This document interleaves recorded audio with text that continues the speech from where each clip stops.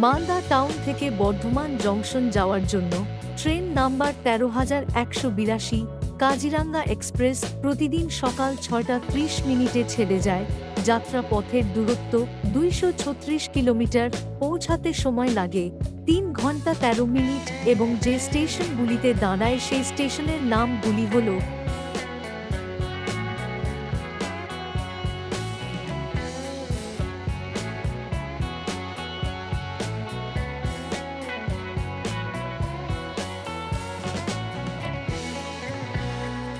রামপুরহাট,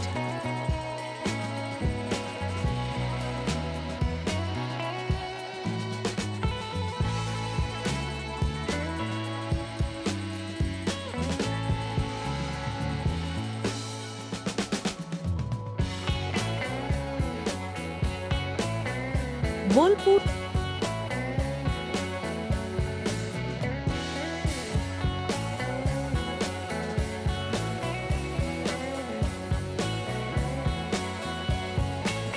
থেকে সকাল ৯টা ৪৩ বর্ধমান জংশন গিয়ে পৌঁছায়। ট্রেনের সঠিক সময়সূচি ও তথ্য জানার জন্য আমাদের চ্যানেলটি সাবস্ক্রাইব করতে পারেন।